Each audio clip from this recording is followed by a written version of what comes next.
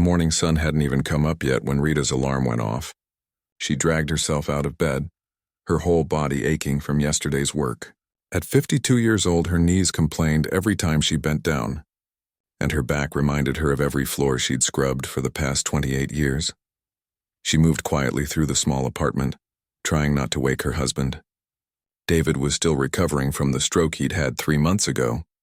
The left side of his body wasn't working right anymore, and the medical bills just kept coming. Every week brought another envelope, another number that made Rita's stomach drop. In the kitchen, she made David's breakfast and left it covered on the table with his medications lined up next to it. Their daughter, Sophie, would come by around noon to help him with lunch and his exercises. Sophie was such a good girl, working 2 jobs while finishing her last year of college. Rita's chest tightened thinking about the tuition payment due in 2 weeks, $3,200. She'd been staring at that number for days now, trying to figure out how to make it work. Rita grabbed her cleaning supplies and headed out into the dark morning. The bus ride to the wealthy part of town took 40 minutes. She watched the neighborhoods change through the window, the houses getting bigger, the cars getting fancier. By the time she reached her stop, the sun was just starting to peek over the buildings. The Riverside Cafe stood on the corner of Pine and Fifth, all glass windows and modern design. Rich people loved this place. They'd pay $12 for a coffee and think nothing of it. Rita had been cleaning here for almost a year now, coming in before they opened to mop the floors, wipe down the tables, and scrub the bathrooms until everything sparkled. She let herself in through the back door and got to work. The routine was always the same. Bathrooms first, then the kitchen floors, then the dining area. Her hands moved automatically, wringing out the mop, pushing it across the tiles in steady strokes. She'd done this so many times she could probably do it with her eyes closed. Around 8 in the morning staff started arriving. The cooks went straight to the kitchen and the servers came in chatting and laughing. Rita kept her head down and kept working. She'd learned a long time ago that cleaners were supposed to be invisible. People looked right through you when you were on your knees scrubbing a floor. One of the servers, a young woman named Lucy, always said good morning to her, though. Lucy had kind eyes and a warm smile. She was one of the few people in this place who treated Rita like a real person instead of just part of the furniture. By 9:30, Rita had finished most of her work. Her shift was supposed to end at 10, but lately she'd been staying to pick up any extra hours they'd give her. Every dollar mattered now. She'd packed a small lunch this morning, just some rice and beans left over from dinner. But when she opened her bag, she realized she'd left it on the kitchen counter at home. Her stomach growled. She hadn't eaten much yesterday either. Trying to stretch the food budget, David needed proper meals to recover, and Sophie needed to eat well to keep up with her crazy schedule. Rita could skip a meal here and there. She'd be fine. But as the morning wore on and lunchtime approached, Rita started feeling lightheaded. The cafe was getting busy now, full of well-dressed business people having their fancy lunches. The smell of food cooking in the kitchen was torture. She sat down on a bench outside the back entrance, trying to steady herself. That's when she noticed it. Through the window, she could see people leaving food on their tables. Half-eaten sandwiches, full plates of pasta, and glasses of milk, barely touched, sitting there like they meant nothing. Milk. When was the last time she'd had a proper glass of milk? They couldn't afford it anymore.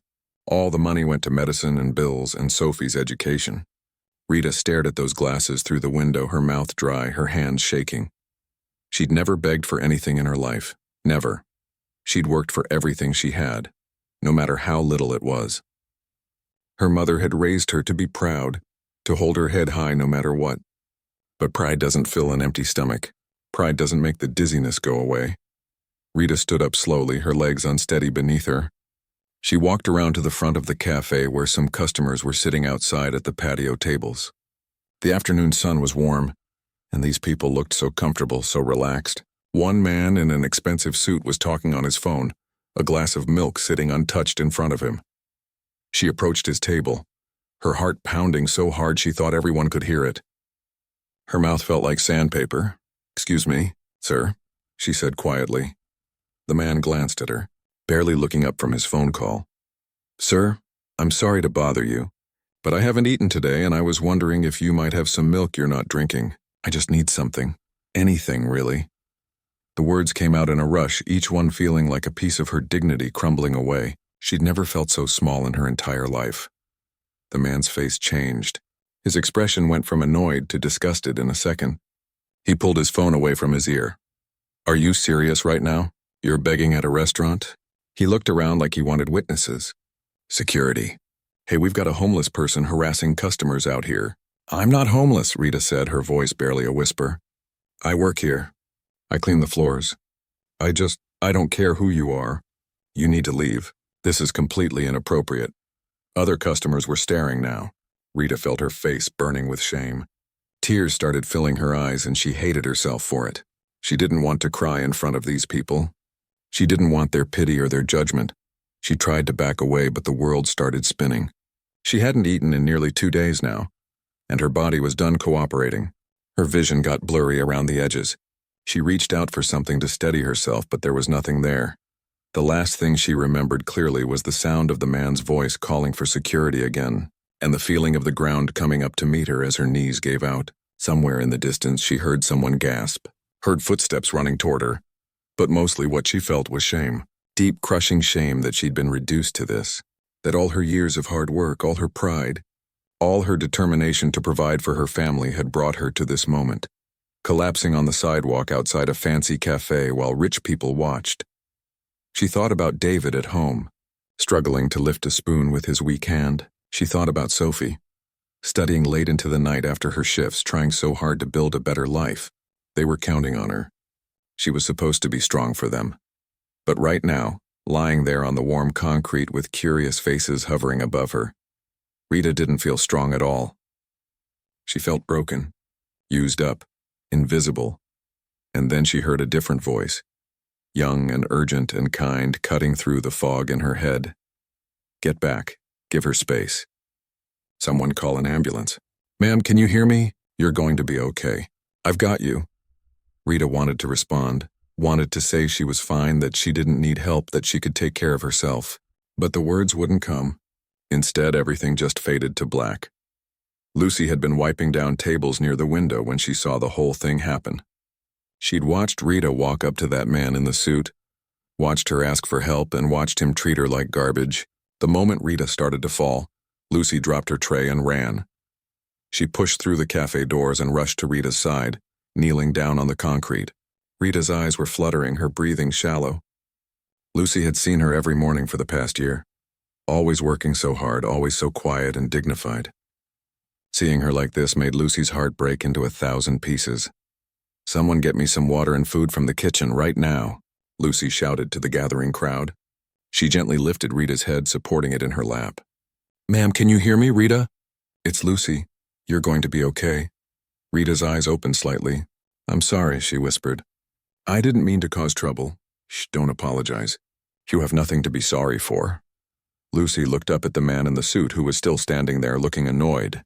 "How could you?" She wasn't asking for much. "Just some milk," the man scoffed. "This is a business establishment, not a soup kitchen.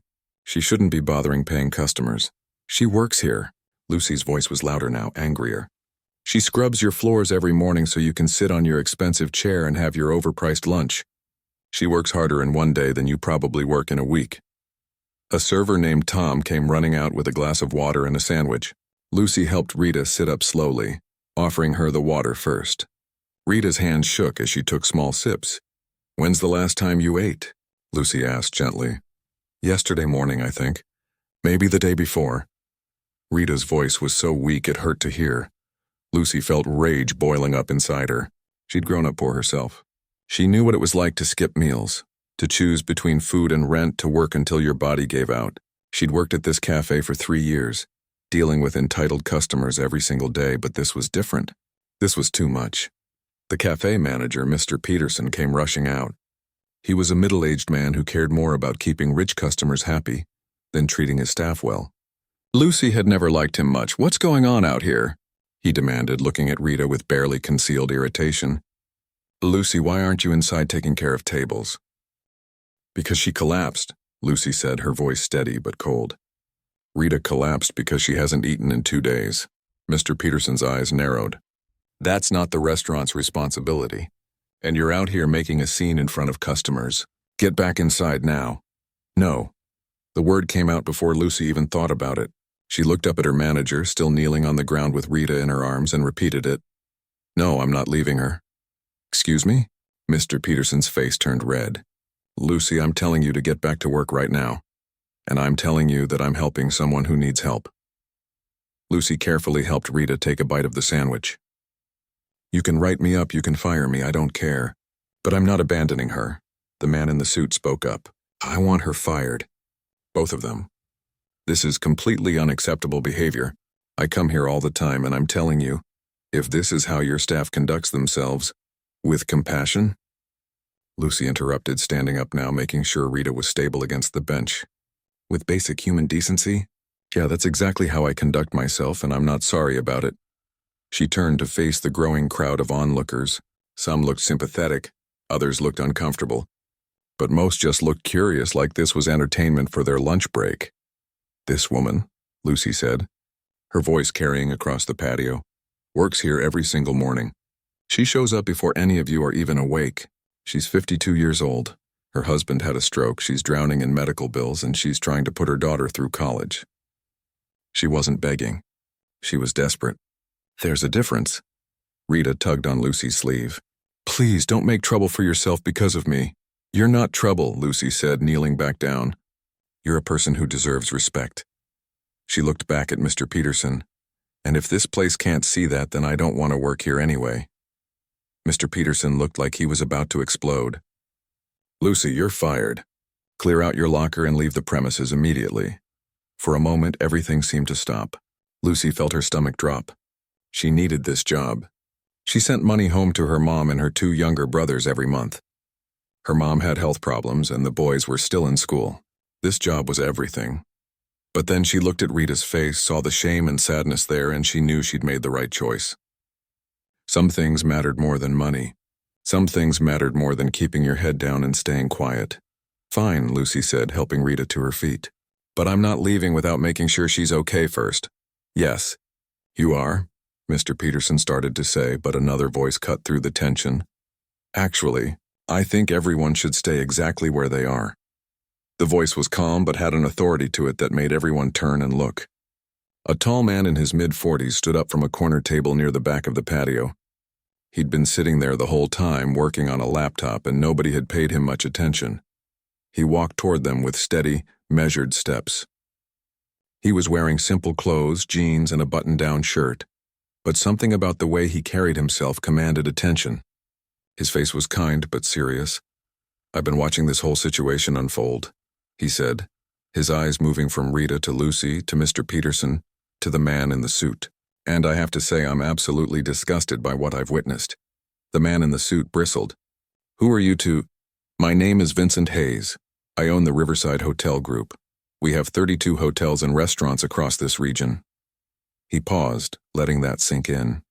And I was actually here today to consider purchasing this cafe as part of our expansion.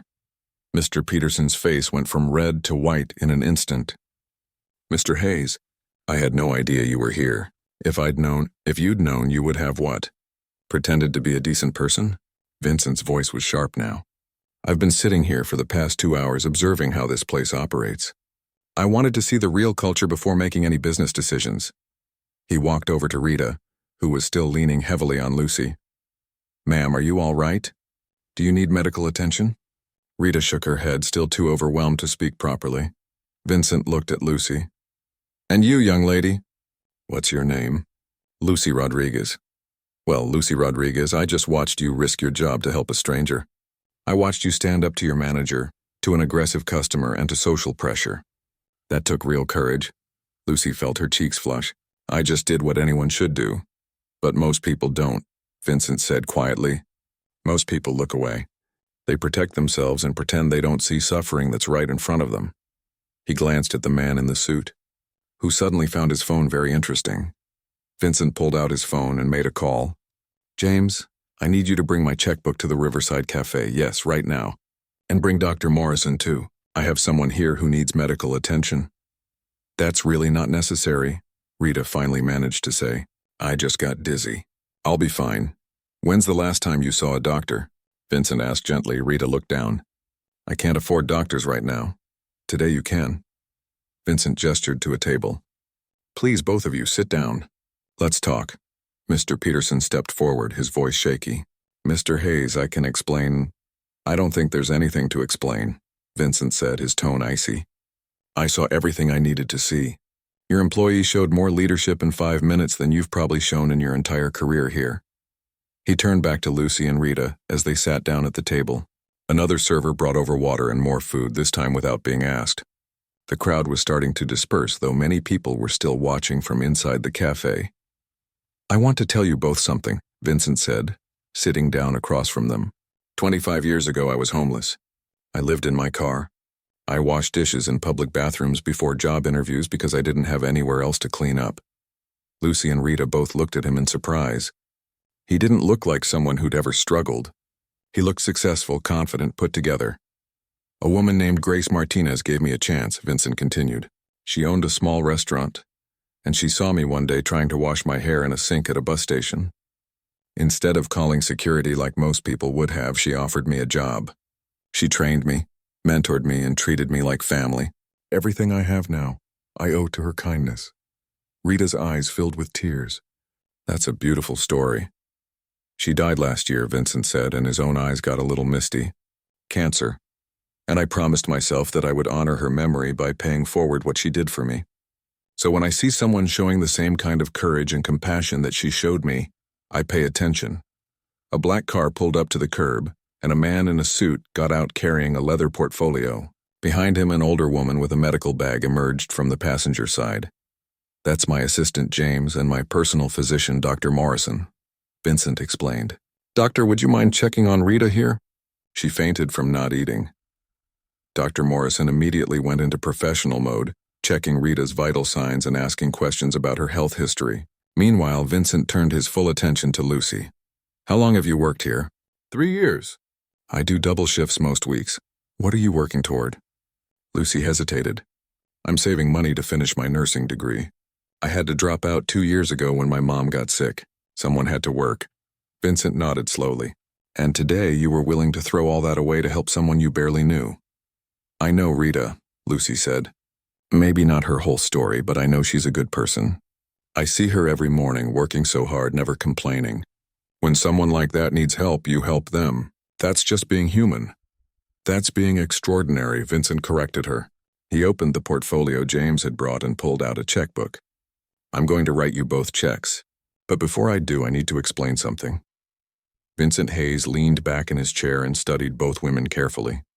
Dr. Morrison was still checking Rita's blood pressure and asking her questions about her diet and medical history. The afternoon sun cast long shadows across the patio, and the usual lunch crowd was thinning out. But plenty of people were still watching, curious about what was happening at this corner table. Before I explain what I want to do, Vincent said, I need both of you to understand something. This isn't charity. I don't believe in charity, actually. Lucy looked confused.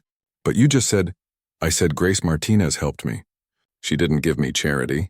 She gave me opportunity. She gave me dignity. There's a huge difference. Vincent folded his hands on the table. Charity makes people feel small. Opportunity makes them feel empowered. Grace didn't hand me money and send me on my way. She gave me work, training, and respect. She invested in me. Rita had finished with the doctor and was sipping water slowly. She looked better now, some color returning to her face. I'm not sure I understand what you're getting at, Mr. Hayes. Call me Vincent, please. He smiled at her. Rita, Dr. Morrison says you're malnourished and exhausted. Your blood pressure is dangerously low. When did you last take a full day off? Rita thought about it. I work here in the mornings, then I clean offices in the afternoon, and 3 nights a week I clean a gym. So I guess I don't remember the last day off. And your husband needs care at home? Yes, David had a stroke 3 months ago. Our daughter Sophie helps when she can, but she's in college and working 2 jobs herself. Ida's voice got quieter. The medical bills are about $43,000 now. Insurance covered some, but not enough. And Sophie's tuition is due in 2 weeks. That's $3,200 we don't have. Vincent wrote something in a small notebook. What's your daughter studying? Architecture. She wants to design affordable housing for families like ours. Rita's face lit up a bit when she talked about Sophie. She's so smart. Always has been. First person in our family to go to college. That's impressive. Vincent turned to Lucy. And you dropped out of nursing school? Yes, sir. I was in my third year. My mom has diabetes and it got really bad. My two younger brothers are 16 and 14. Somebody had to work full time and my mom couldn't anymore. So I left school and picked up shifts here and wherever else I could find work. Do you want to go back? To finish nursing school? Lucy's eyes got bright for a second, then she looked down. Doesn't matter what I want. It's not realistic right now. My family needs me. What if, Vincent said slowly, there was a way for you to do both? Take care of your family and finish your education? That's not possible, Lucy said. I've done the math 1,000 times. It doesn't work, Vincent smiled. That's because you're thinking inside the box you've been living in. What if we change the box? He pulled out his checkbook and started writing. The scratching of pen on paper was the only sound for a moment. Then he tore out a check and slid it across the table to Rita. Rita picked it up and stared at it. Her hand started shaking. This says $50,000. That should cover your husband's medical bills and your daughter's tuition, with enough left over for you to take some time off work and recover. You're running on empty, Rita. You can't help anyone if you destroy yourself in the process. Rita's eyes filled with tears again. I can't accept this. It's too much. I didn't do anything to deserve. You've worked your entire life, Vincent interrupted gently. You've sacrificed everything for your family. You've maintained your dignity even when life kept knocking you down. That deserves recognition. But more importantly, this isn't a gift. It's an investment and I expect a return on it. Rita looked confused. I don't understand. I have a proposition for both of you, but I need to explain the bigger picture first. Vincent gestured to James, who pulled out a tablet and brought up some architectural drawings. For the past 2 years, I've been developing a concept for a new kind of restaurant. I call it the open table. He turned the tablet so both women could see. The design showed a beautiful modern space with an open kitchen, gardens, and what looked like a community center attached. The idea is simple, Vincent explained. It's a restaurant where everyone eats regardless of their ability to pay. People who can afford it pay regular menu prices. People who can't afford it contribute an hour of their time instead. They can work in the kitchen, tend the gardens, help serve, clean, whatever matches their skills and abilities. Everyone contributes something. Everyone maintains their dignity. Lucy leaned forward, studying the designs. That's incredible. But how do you make it financially sustainable? Smart question. Vincent smiled. The math actually works. About 70% of customers will pay full price. 15% will pay reduced prices based on a sliding scale. 15% will trade time for food. The paying customers essentially subsidize the others, but nobody knows who's paying and who isn't. Everyone walks through the same door, sits at the same tables, eats the same food. No judgment. No shame. Rita was crying now, but trying to hide it. Why doesn't something like this already exist? Because most restaurants are focused on profit margins, not people. And most charities are focused on helping people, but they accidentally take away their dignity in the process. Vincent took a sip of water. Grace taught me that the best way to help someone is to treat them like an equal, not like a victim. Give them a way to contribute, to feel valuable, to maintain their self-respect. He wrote out another check and slid it to Lucy. That's $25,000. It should be enough to pay off any debts and give your family some breathing room. Lucy stared at the check like it might disappear if she blinked. Mr. Hayes, Vincent, I can't. This is, like I told Rita, it's not a gift. It's an investment. Vincent leaned forward, his expression serious now. I'm opening the first open-table restaurant in 6 months. I need someone to manage it. Someone who understands struggle. Someone who leads with compassion but doesn't take any nonsense. Someone who will protect the dignity of every person who walks through those doors. Lucy's mouth opened, but no sound came out. The salary is $65,000 a year, plus benefits, plus a performance bonus tied to community impact. Not profit. Vincent kept going. The job includes a flexible schedule so you can finish your nursing degree. We'll pay for the rest of your schooling. Your mom and brothers will have full health insurance through the company. But I'm just a waitress, Lucy finally managed to say. I've never managed anything. I don't have experience. You have the only experience that matters. Today, when faced with a choice between keeping your job and doing the right thing, you chose right. That's leadership. Everything else can be taught. He turned to Rita. "And I need a community outreach coordinator, someone who knows what it's like to struggle, who understands the barriers people face, who can help connect families with resources while preserving their dignity. Salary is $55,000 a year, same benefits package." Rita shook her head. "I'm a cleaner. I don't know anything about coordination or outreach or—" "You know everything that matters," Vincent said firmly. "You know how it feels to be invisible, to be judged, to have to choose between feeding yourself and helping your family. That's the expertise I need. I can teach you the technical stuff. I can't teach empathy and lived experience." The patio had gone completely silent. Everyone was listening now, not even pretending to look away. Mr. Peterson stood near the door to the cafe, his face pale, probably realizing his entire world was about to change. Vincent continued, "Both positions start in 3 months. That gives you time to wrap up your current obligations, for Rita's husband to continue recovering, for Lucy to register for classes. We'll cover moving expenses if you need to relocate, but the restaurant will be here in this city in a neighborhood that needs it." "Why us?" Rita asked, her voice barely above a whisper. "You could hire professionals, people with degrees and experience. Because I watched Lucy risk everything for you without hesitation. I watched you try to maintain dignity even in your darkest moment. Those are the people I want to build this with. Not people who know how to run a business. People who know how to see other people." Vincent closed his checkbook.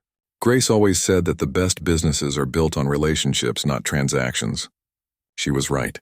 Lucy and Rita looked at each other. Something passed between them in that glance, some understanding that their lives had just changed completely. "There's one more thing," Vincent said. "This won't be easy work. You'll deal with people in crisis every day. You'll face criticism from people who think this kind of thing is a handout or enabling. You'll have to make hard decisions about how to help people without hurting them. It's going to challenge you in ways you can't imagine." "Sounds like every other day of our lives," Lucy said. And for the first time since this whole thing started, she smiled. "Just with better pay and benefits," Vincent laughed. "Fair point." He stood up and offered his hand to Lucy, then Rita. "So what do you say? Are you willing to take a chance on this crazy idea?" Lucy stood up and shook his hand firmly. "Yes, absolutely yes." Rita hesitated for just a moment longer, then stood and took Vincent's hand. "My daughter wants to design affordable housing. Maybe this is how I can show her that helping people can actually work. That kindness can be sustainable. Yes, I'm in." Vincent grinned. "Good. James will give you both his contact information. We'll set up a meeting next week to go over everything in detail. For now, though, both of you should go home. Rest. Process all this. Start imagining what this could become." Dr. Morrison handed Rita a bag. "I want you to eat 3 proper meals a day. I've written you a prescription for vitamins. And if you feel dizzy or weak again, you call me immediately. My number's in that bag." As Lucy and Rita gathered their things, the man in the suit who had called security earlier stood up from his table. He walked over, looking uncomfortable. "I owe you an apology," he said to Rita. "I judged you without knowing anything about you. That was wrong." Rita looked at him for a long moment. Then she said, "We all have bad days. What matters is what we do after." "Thank you for saying that." The man nodded and walked away, looking relieved. As he passed Vincent, Vincent said quietly, "That took courage, too." Lucy helped Rita toward the street where a car was waiting, courtesy of Vincent. Before they left, Rita turned back. "Why?" she called to Vincent. "Why did you really do this?" Vincent was quiet for a moment. Then he said, "Because Grace saved my life 25 years ago and I never got to properly thank her. She died before I could show her what her kindness created, so now I look for chances to pass it forward. Today Lucy reminded me why that matters. You both did." As the car pulled away with Rita inside, Lucy stood on the sidewalk staring at the check in her hand. It felt surreal. This morning she'd been worried about making rent. Now she was holding more money than she'd ever seen and had a job offer that could change everything. 3 weeks had passed since that day at the cafe, and Lucy still couldn't quite believe it was real. She'd wake up every morning expecting to find out it was all a dream, that she was still a waitress barely making ends meet. But then she'd look at her bank account and see the number there, and remember the meeting she'd had with Vincent's team last Thursday. She was sitting in a coffee shop now, waiting for Rita. They'd been meeting every few days to talk about the restaurant project and plan for the future. Lucy had already submitted her application to return to nursing school for the spring semester. The acceptance letter had come yesterday, and she'd cried when she read it. Rita walked in looking different, healthier. She'd put on a little weight, and the dark circles under her eyes had faded. She was smiling, really smiling, in a way Lucy hadn't seen before. "You look good," Lucy said as Rita sat down. "I feel good. It's amazing what eating 3 meals a day and sleeping more than 4 hours a night can do."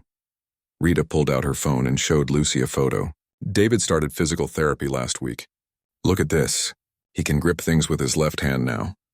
In the photo, Rita's husband was holding a tennis ball, concentrating hard. The pride on his face was beautiful. "That's wonderful," Lucy said. "And Sophie? How's she doing?" "Over the moon. She paid her tuition in full, no more student loans. She's been designing in her free time, actually. She said she wants to contribute ideas for the restaurant space if we want them." Rita's eyes got misty. "I never thought I'd see her so happy and stress-free. She's even gaining weight back. I didn't realize how thin she'd gotten until she started looking healthy again." They ordered coffee and sat in comfortable silence for a moment. It was strange, Lucy thought, how quickly they'd become friends. Before that day, they'd barely known each other beyond polite good mornings. Now they talked on the phone almost every day, planning and dreaming together. "Vincent called me yesterday," Rita said. "The building is ready. He wants us to come see it tomorrow." Lucy felt a flutter of excitement and nervousness in her stomach. "Already? I thought we had another month." His construction crew worked faster than expected. "He said the place looks incredible." Rita paused. "Lucy, are you scared?" "I'm terrified. What if we mess this up? What if we're not good enough?" "I'm absolutely terrified," Lucy admitted. "I keep thinking about all the ways this could go wrong. What if people don't come? What if we can't make the numbers work? What if I'm a terrible manager and everyone hates working for me?" "See, I worry about different things," Rita said. "What if I can't connect with the families who need help? What if I say the wrong thing or make them feel judged? I remember how I felt that day. And I never want anyone else to feel that way." They looked at each other and both laughed. "We're a mess," Lucy said. "We're perfectly suited for this then," Rita replied. "Vincent said he wanted people who understood struggle, remember? We definitely qualify." The next morning, Lucy and Rita met Vincent outside a building in the Riverside neighborhood. It was in an area that had seen better days. Not quite run down, but definitely struggling. There were apartment buildings nearby, a school down the street, and small businesses trying to survive. "This is it," Vincent said, gesturing to the building. It was 2 stories with huge windows across the front. The outside was painted a warm cream color with blue trim. Over the door was a sign that read "The Open Table" in simple, elegant letters. He unlocked the door and they stepped inside. Lucy gasped. The space was beautiful. Hardwood floors, exposed brick walls, and those huge windows letting in floods of natural light. The dining area could seat about 80 people, with a mix of tables, booths, and even some comfortable couches in one corner. Everything was designed to feel welcoming, not fancy or intimidating. "The kitchen is through here," Vincent said, leading them through a set of double doors. The kitchen was professional grade, but also designed to be open. There was a large window cut into the wall so diners could see the cooking happening. "We want transparency. People should see where their food comes from, who's making it."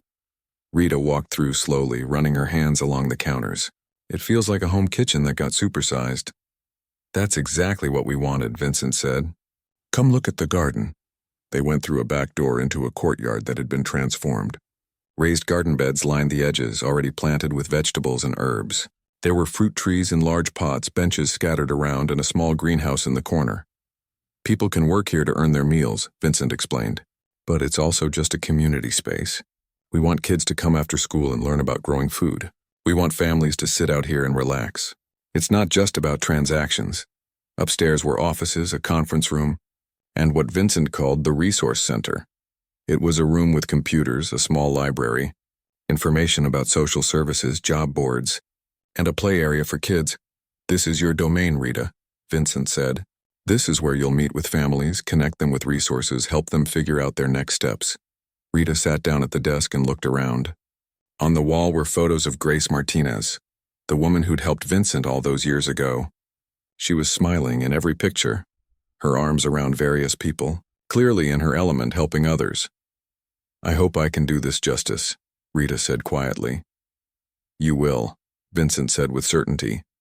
Back downstairs in the dining area, they sat at one of the tables. Vincent pulled out a tablet with spreadsheets and schedules.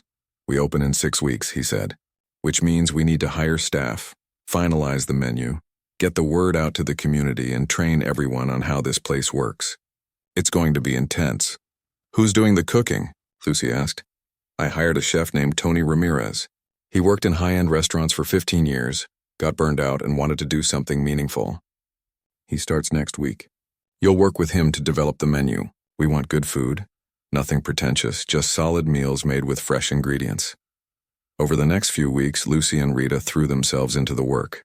They interviewed potential staff members, and Vincent let them make the final decisions. They hired 2 other servers, 3 kitchen staff, and a part-time bookkeeper. Lucy noticed something interesting during the interviews. Vincent had instructed them to look for people with certain qualities, not just experience. They needed to find people who'd faced struggles themselves, who had empathy, who understood what it meant to need help. One of the people they hired was a woman named Patricia who'd been homeless 2 years ago. Another was a young man named Carlos who'd dropped out of high school to care for his sick mother, but had recently gotten his GED. These were people who got it, who understood the mission deep in their bones. The menu came together beautifully. Tony designed it around comfort food with fresh twists. There was a rotating daily special, always something hearty and satisfying. Everything was made from scratch, nothing fancy, just good food that made you feel cared for. Food is love, Tony said during one planning session. That's what my grandmother always told me. If people walk out of here feeling loved, we've done our job right. 2 weeks before opening, they held a community meeting. Vincent had insisted on this. They needed to explain the concept to the neighborhood, answer questions, get feedback. About 40 people showed up, curious and skeptical in equal measure. Lucy stood up to explain how it would work. Her hands were shaking, but she pushed through. The open table isn't a charity, she said.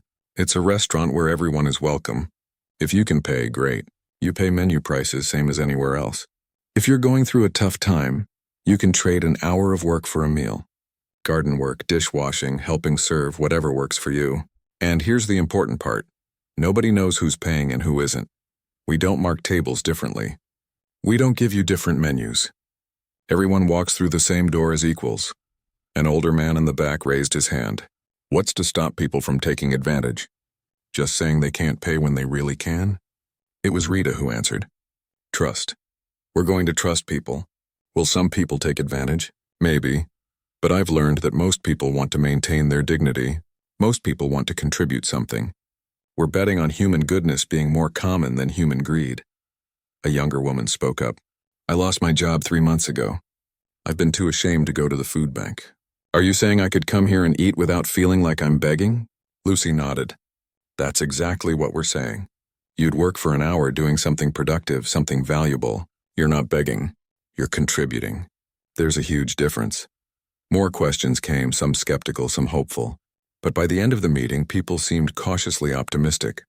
Several signed up to be part of the garden crew. A few offered to spread the word to families they knew who were struggling. The week before opening was chaos.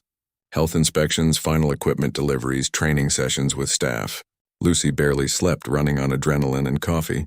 Rita was coordinating with local social service agencies, making sure they knew about the open table and could refer families. 3 days before opening, Vincent gathered every O. Eat together in the dining room. All the staff, Lucy, Rita, Tony, and his assistant James. I want to tell you all something, Vincent said. This restaurant isn't really about food. Food is just the vehicle. What we're really doing here is building community. We're creating a space where everyone belongs, where everyone has value, where everyone contributes something.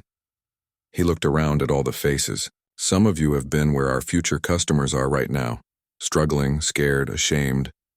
You know what it's like to need help but hate asking for it. That experience isn't a weakness. It's your superpower. It means you can see people, really see them in a way that others can't. Patricia wiped her eyes. Carlos nodded slowly. Everyone in that room understood exactly what Vincent meant. In 2 days we open these doors, Vincent continued. People will come in carrying all kinds of burdens. Financial stress, health problems, family issues, loneliness. Our job is to feed them, yes, but also to remind them that they matter, that they're part of something bigger than themselves, that they're not alone. Rita stood up. Can I say something? Vincent nodded. 3 weeks ago, I was on my hands and knees scrubbing floors and begging for milk. I thought my life was over. I thought I'd failed my family. But Lucy saw me, really saw me, not as a problem or a beggar, but as a person worth defending. She looked at Lucy, who was crying now. That changed everything. Not the money, though that helped. The fact that someone cared enough to risk something for me. That's what this place needs to be, where people feel seen and valued. Lucy couldn't speak, just nodded and wiped her eyes. That night, after everyone had gone home, Lucy and Rita sat in the empty dining room. The chairs were stacked on tables, ready for the cleaning crew. The kitchen gleamed. Everything was ready. Tomorrow's the final prep day, Lucy said. Then we open. Are you ready? Rita asked. Lucy thought about it. About her mom, healthy now and excited about the future. About her brothers who didn't have to worry anymore. About going back to school in January. About this beautiful space they'd helped create. No, she said honestly, but I think that's okay. Grace probably wasn't ready either when she helped Vincent. Sometimes you just have to leap and trust you'll figure out how to fly on the way down. Rita laughed. That's either very wise or very stupid. Probably both, Lucy said, and they both laughed until they cried.